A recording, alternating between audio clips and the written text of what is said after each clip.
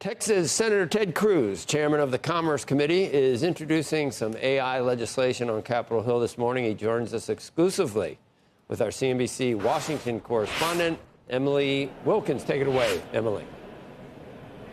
Hey, Joe, thank you so much. And thank you, Senator Cruz, for being on with us today. Obviously, the chair of the Commerce Committee, the committee that oversees AI. I wanted to talk about your new bill. It includes, basically, it allows AI companies to get waivers for some of their products on federal regulations. How would those waivers work? So that's exactly right. This week I'm introducing legislation that is a regulatory sandbox legislation. A sandbox is an approach other countries have taken, the United Kingdom has taken, where you allow innovation and you allow exceptions from otherwise burdensome regulations, rather. This is part of President Trump's AI action plan. And I got to say, the stakes here are enormous. You know, this summer, China laid out its plan to accomplish its audacious goal of dominating AI by 2030. China is spending every day, it is spending massive amounts of money to beat the United States. And the question of who wins the race for AI is going to determine who prospers and who loses in the coming decades. And as far as I'm concerned, as long as I'm chairman of the Senate Commerce Committee, everything possible is going to be done for America to win the race for AI because the future, the prosperity of workers depends on it. So a lot of focus here on innovation, but how do we make sure that these regulations that are supposed to protect consumer safety, consumer privacy are still being implemented? Well, the way the regulatory sandbox legislation works is that AI innovators can make applications to the federal government to get an exception from a particular regulatory system to experiment, to innovate. And I'll give an example. In the United Kingdom, they've employed AI to deal with strokes.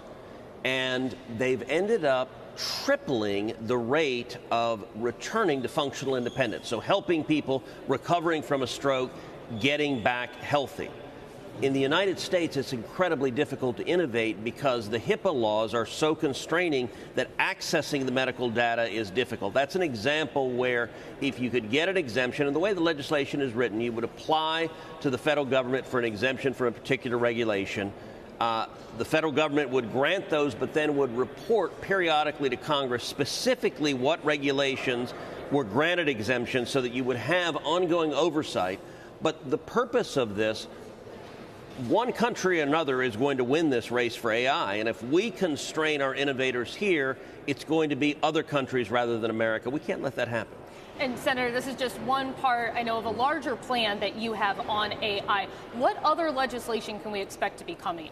Well, we are looking comprehensively across the board at how do we win and how do we beat China. And by the way, in terms of my chairmanship, beating China has been a consistent theme. So whether it is beating China to win the race for AI or beating China to 6G as part of the One Big Beautiful Bill, one element of it was my legislation to free up 800 megahertz of spectrum to auction so we win the race to 6G, or beating China in the Arctic. Part of, again, the One Big Beautiful Bill was $24 billion invested in the Coast Guard, the biggest investment in the history of the Coast Guard. A huge part of that is building polar ice cutters because China right now is beating us badly in the Arctic, or beating China in space. Another very important part, $9.5 billion in the One Big Beautiful Bill, was to fund going back to the moon. China wants to go to the moon by 2030. And I'll tell you, if we wake up and turn on the TV and we see China on the moon, if they've beaten us to the moon, if they've seized the prime strategic real estate on the moon, I think that moment would be worse than Sputnik. And so my objective is we're going to beat China across the board. And when it comes to AI, you know, I'm reminded of 30 years ago. Actually, today is the 30th anniversary of Squawk Box, so this is quite fitting. 30 years ago, right when y'all were getting started, the race for the internet was starting.